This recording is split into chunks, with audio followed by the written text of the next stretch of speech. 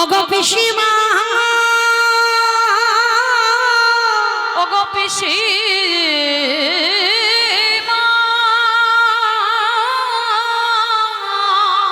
তোমার একটা প্রদীপ এখনো জ্বলে আছে, সে কে গো? ভগবান বলছে তোমার সব বংশ আমি ধ্বংস করিনি, একটা ছেলে বেঁচে আছে, সে কে? যার নাম হলো মহাভারতে যুযুৎস। যাকে তুমি সম্মান করো না, ছেলে বলে স্বীকৃতি দাওনি, সে তো এখনো বেঁচে আছে। তখনই গান্ধারী কেঁদেছিল, কৃষ্ণ আমি অভিশাপ যখন দিয়ে ফেলেছি, তোকে তো শাস্তি পেতেই হবে। ভগবান বলেছিল, পিসিমা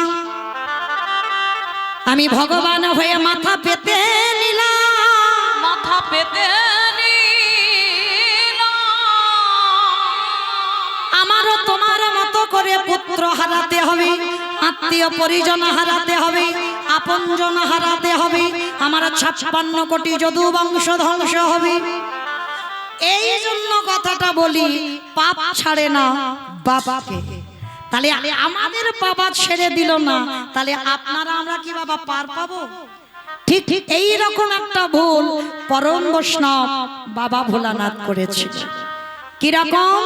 ওই রাজস্বয় যজ্ঞে যেদিন আমার ভগবান কৃষ্ণ যুধিষ্ঠির যজ্ঞে সবাইকে দায়িত্ব দিয়েছিল, আর যুধিষ্ঠির দাদা বলেছিল, কৃষ্ণ তুমি তো সবাইকে দায়িত্ব দিচ্ছ, তুমি নিজে কোনো দায়িত্ব নেবে না? ভগবান দুটো দায়িত্ব নিয়েছিল, কি মায়েরা আপনারা তো জানেন তাই না? একটা হচ্ছে পা ধোয়ার দায়িত্ব, আর একটা হচ্ছে পাতা গুড়ানোর দায়িত্ব। কিন্তু তার মধ্যেও আর একটা দায়িত্ব করেছিল পালন।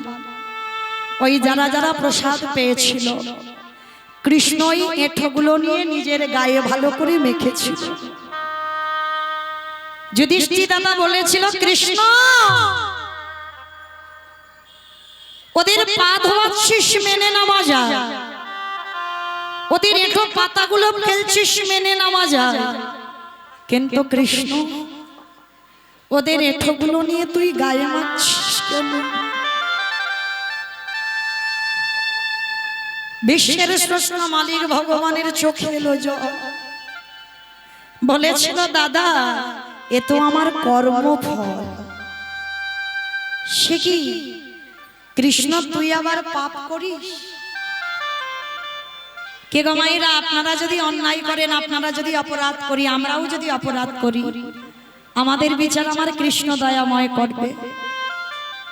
কিন্তু বলেন তো, যে বিচারের জায়গায় বসে, যে জগতের শিক্ষা দেয়, তার বিচার করবে কে? ভগবান বললেন, আমার বিচার কাউকে করতে লাগে না, আমি নিজে নিজেই করে দিই। আচ্ছা কৃষ্ণ, তুমি যে বলছো তুমি পাপ করেছো, অপরাধ করেছো, কি এমন পাপ করেছো গো? বলে, জানো দাদা, আমি নিজের হাতে একটা মণিপুত্রকে হত্যা করেছি। মণিপুত্র সেটাকে, যার নাম হলো বিশ্বের সবার মনের ছেলে, যার নাম হলো রাবণ রাজা। ওই রাবণ রাজাকে নিজের হাতে হত্যা করেছিল। আচ্ছা বলো তোমা, রাবণ রাজা ভালো লোক ছিল না খারাপ লোক ছিল? ভালো লোক ছিল। ও মা, এ তো একটা নতুন কথা শুনলাম, রাবণ নাকি ভালো লোক। হ্যাঁ গো, যে ভগবানের বউ চুরি করে নিয়ে যায় সে কি করে ভালো হয়? মোটে ভালো নয়, তোমরা জানো না বলে বলছো। বলে, আমি জানি না, আপনারা জানেন। হরি বল। রাবণ খারাপ নয়। অনেক অনেক মানুষদের দেখবেন বাবা, বাইরেটা খুব কঠিন হয়। দেখবেন বাবা, কোনো মানুষের মুখ দেখলে, কোনো মানুষের কথা দেখলে, তার গলার আওয়াজ দেখলে বুঝতে পেরে যাবে বাবা সে কঠিন না একটু নরম মনের মানুষ। বুঝতে পারেন না আপনারা? কে পারে জানি না, আমি তো পারি। কিন্তু বাবা দেখবেন অনেকের বাইরে কঠিন, কিন্তু অনেকের ভিতরটা খুব নরম। রাবণ রাজা ছিল তাদের মধ্যে একজন। রাবণের বাইরেটা খুব কঠিন গো। সবাই বলে রামচন্দ্রের সব থেকে বড় শত্রু, না, রামচন্দ্রের শত্রু কোনোদিনই ছিল না। রামচন্দ্রের যদি শত্রু হবে, রামচন্দ্র অকাল বোধন পূজা করেছিল। অমাইরা অকাল বোধন পূজা মানে যেটা আশ্বিন মাসে দুর্গা পূজা, এই পূজাটা করেছিল কে? রামচন্দ্র। কেন করেছিল বলতো? রাবণকে মারবার জন্য। তা রাবণকে মারবার জন্য যখন দুর্গা পূজা করবে, কিছুতে রাবণকে বধ করা যাচ্ছিল না বাবা। অনেক চেষ্টা করেছিল, রাবণ কিছুতে মরে না। কেন? রাবণ বাবা মা দুর্গার উপাসনা করে, শক্তি আরাধনা করে বেঁচেছিল। তা বিভীষণ অনেক আগেই রামের চরণ শরণাপন্ন হয়েছে। ভালো করে এই জায়গাটা মা একটু মন দিয়ে শুনবেন বাবা, বড় চৈতন্যের কথা। তো বিভীষণ বলেছিল, প্রভু আমার দাদাকে তুমি এই রকম করে মারতে পারবে না। আমার দাদাকে যদি তুমি মারতেই চাও, একটা কাজ করতে হবে। কি কাজ? না, তোমাকে দুর্গা পূজা করতে হবে। বিভীষণ, আমি যে দুর্গা পূজা করব, আমার দলে তো সবাই বানর, আমার দলে তো সবাই মানব, আমার দলে তো কেউ ব্রাহ্মণ নেই, কেউ পুরোহিত নেই, তাহলে আমি পূজাটা করব কাকে নিয়ে? তা বিভীষণ হেসে বলেছিল, প্রভু আছে, লঙ্কার মাটিতে সব থেকে বড় পুরোহিত একজনই আছে, যেটা হলো আমার দাদা রাবণের রাজা। যেই না বলেছে রাবণের রাজা, রামচন্দ্র বলছে, বিভীষণ তোমার কি মাথা খারাপ? হ্যাঁ, আমি রাবণের মৃত্যুর জন্য দুর্গা পূজা করছি, আর তুমি কিনা বলছো সেই রাবণ আমার বাড়িতে এসে দুর্গা পূজা করবে তার মৃত্যুর জন্য? বলে, প্রভু তুমি বোধহয় জানো না, পুরোহিত কাকে বলে জানো? অমায়েরা বৃহস্পতিবার করে পূজা হয়, তো হয় বাড়িতে হয়, ঠাকুর মশাই আসে, কত কিছু নিয়ে যায় না, সিধে করে দিতে হয়, ফল দিতে হয়, দক্ষিণা দিতে হয়। আবার বছর গেলে বাবা অনুষ্ঠানের সময় পুরোহিত আসবে, কত কিছু গুছিয়ে নিয়ে পুটলি করে নিয়ে চলে যাবে। কিন্তু মনে রেখো, ওই যে একটা ধুতি দিয়েছো, একটু দক্ষিণা দিয়েছো, একটু চাল ডাল আলু কলা এসব দিয়েছো, কিন্তু তার বিনিময়ে তোমাকে যে কি দিয়ে গেল সেটা তুমি জানো না। পুরোহিত কাকে বলে জানো? পুর মানে নগর, হিত মানে মঙ্গল। যে গোটা নগরের মঙ্গল করে সেই তো হয় জগতে পুরোহিত। রাবণ রাজা ছিল তেমনই একজন পুরোহিত। তো আজকের বাবা রাবণ রাজা পুরোহিত, এত বড় পুরোহিত ছিল। বিভীষণ বলছে, প্রভু তুমি আমার দাদাকে নিমন্ত্রণটা পাঠাও, আমার বিশ্বাস আমার দাদা তোমার বাড়িতে এসে দুর্গা পূজাটা করে যাবে। বিভীষণ বলছো? আমি বলছি। ঠিক আছে, লক্ষণকে ডাকলো, লক্ষণ যাও, তুমি একবার গিয়ে রাবণকে নিমন্ত্রণ করে এসো, যেন আমার দুর্গা পূজাটা করে দিয়ে যায়। তা ভগবানের ভাই যাচ্ছে রাবণকে নিমন্ত্রণ করতে। বাবা কোমরে একটা ছোট ছুরি নিয়ে। কেন ছুরি নিয়েছে?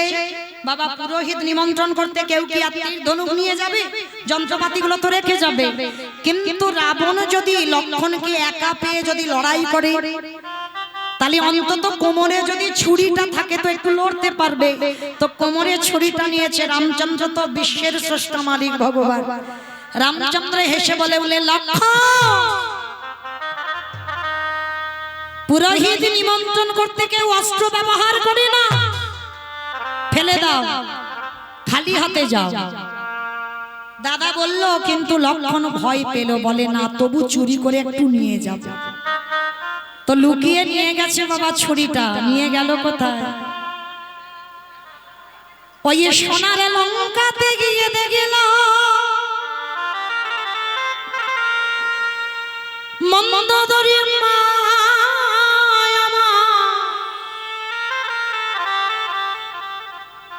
রাবণের 1 লক্ষ ছেলে 1.25 লক্ষ নাতি। বংশে বাতি দেবার মতো বারে কেহ না। 1 লক্ষ ছেলে 1.25 লক্ষ নাতি, ভাবতে পারছেন? একটা দুটো নয়, সব মরে গেছে। মন্দোদরী মায়া মা ওই দরজায় বসে বসে বসে বসে কাঁদে,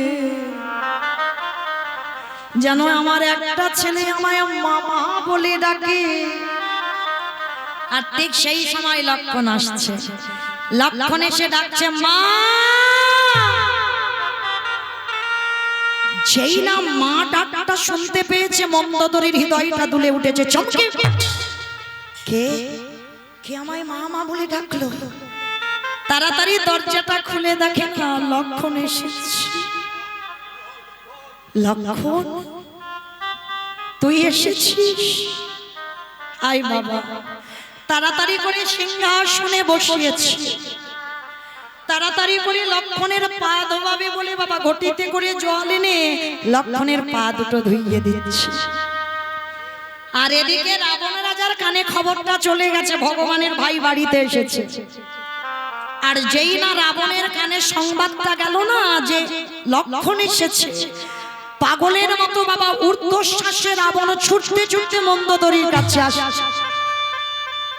আর যেই না মন্দোদরীর কাছে এসেছে, দেখা মাত্র বাবা রাবণ রাজা চমকে উঠেছে। মন্দোদরী, তুমি এত বোকা নারী, তুমি বোধহয় জানো না মন্দোদরী,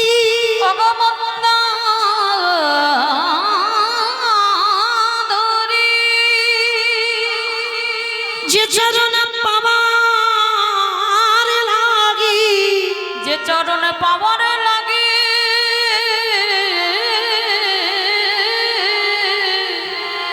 যোগী গানে যোগে পায় না, মনে গানে মনে পায় না,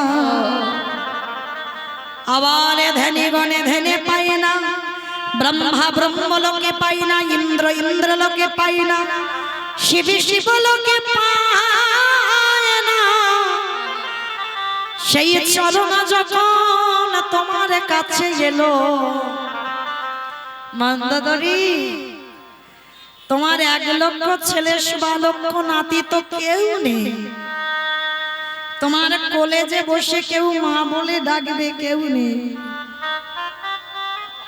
তুমি পারলে না লক্ষণকে তোমার একেবারে কোলে বসাতে, তাকে সিংহাসনে বসিয়ে। ও বাবা, আবার তুমি বাচ্চিকে জগতের ঘটিতে করে জল এনে পা ধুচ্ছ, তোমার চোখের জলের এত অভাবে পড়ে গেল। ওগো মন্দোদরী, তুমি কি পারলে না তোমার চোখের জলে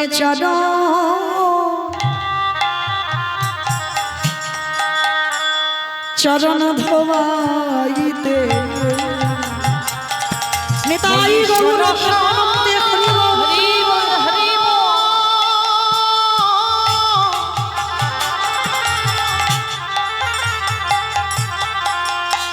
শোনো শোনো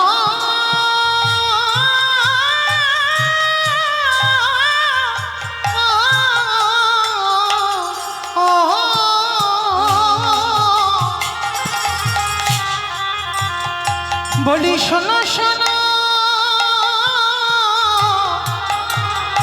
ওগো মন্দা,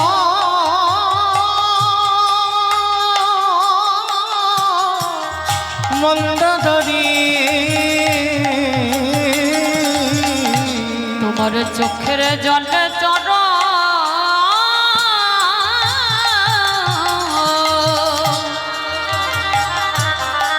চরণ ধোয়াইতে। মন্দোদরী, তোমার চোখের জলের এত অভাব পড়ে গেল, তুমি পারলে না তোমার চোখের জলটা তার চরণে দিয়ে একটু ধৌত করে দিতে?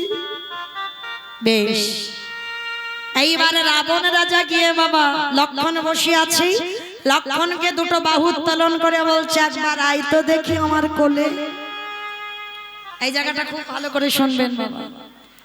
শত্রু ডাকছে আরেক শত্রুকে, তার বাড়িতে এসে বাবা লক্ষণ যেতে পারছে না। কেন যেতে পারছে না জানো? ওই যে কোমরে ছুরিটা আছে, যদি লেগে গিয়ে বুঝতে পেরে যায়, লক্ষণ যেতে পারছে না। আর রাবণ কত বড় ভক্ত একটু অনুভব করে। রাবণ বলে বলেন, কিরে আসতে পারছিস না মানে? পুরোহিত নিমন্ত্রণ করতে এসেছিস, আবার কোমরে ছুরি ব্যবহার করেছিস? ফেলে দে। আমাকে নিমন্ত্রণ করতে এসেছিস, তা ছুরি এনেছিস কেন? ফেলে দে। আপনি থেকে হাতে থেকে পড়ে গেছে লক্ষণ। রাবণ দুটো হাত বার করে ডাকছে, আয় না, একবার আমি তোকে আমার হৃদয়ে ধরি। ওরে লক্ষণ রে,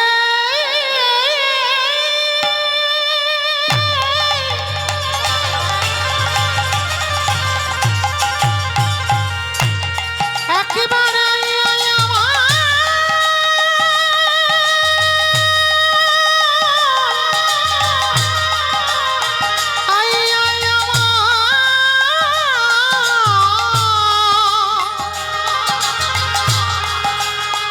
একেবারে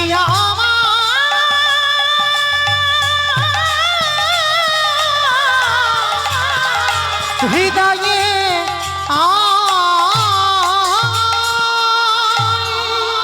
যেই না বলেছে একবার আমার হৃদয়ে, কারণ আমার ছেলেগুলো যে মরেছে, নাতিগুলো যে মরেছে। রাবণ বলছে আমার এই বুকের ভিতরে যে আগুনটা জ্বলছে, একবার আমি তোকে বুকে ধরে দেখি সেই আগুনটা নেভে কিনা। যেই না রাবণ ডাক দিল, লক্ষণ আসতে পারছে না। তা লক্ষণকে বলছে, ঠিক আছে তোকে আসতে হবে না, বলতো দেখি আমার বাড়িতে কেন এলি? তা লক্ষণ বলছে, আমার দাদা দুর্গা পূজা করছি, ওই জন্য তোমাকে নিমন্ত্রণ করতে এসেছি, তুমি গিয়ে দুর্গা পূজাটা করে দিয়ে আসবে। তাহলে তোর দাদা দুর্গা পূজাটা কেন করছে? বলে রাবণ বধের জন্য। যেই না বলেছে, রাবণ বলছে দাঁড়া ভালো করে একটু গুছিয়ে আসি। তা লক্ষণ মনে মনে ভাবছে, বেটা বুঝি বুঝতে পারিনি আমার কথা। আবার দ্বিতীয়বারে বলছে, শোনো রাবণ, আমার দাদা যে অকাল বোধন পূজাটা করছে রাবণ নিধন করবার জন্য। যেই না দ্বিতীয়বারে কথাটা বলা, তা রাবণ বলে বলেন, তুই কি মনে করলি আমি তোর মুখের কথা বুঝতে পারিনি? খুব ভালো করে বুঝতে পেরেছি, আমার মৃত্যুর জন্য তোর দাদা দুর্গা পূজা করছে।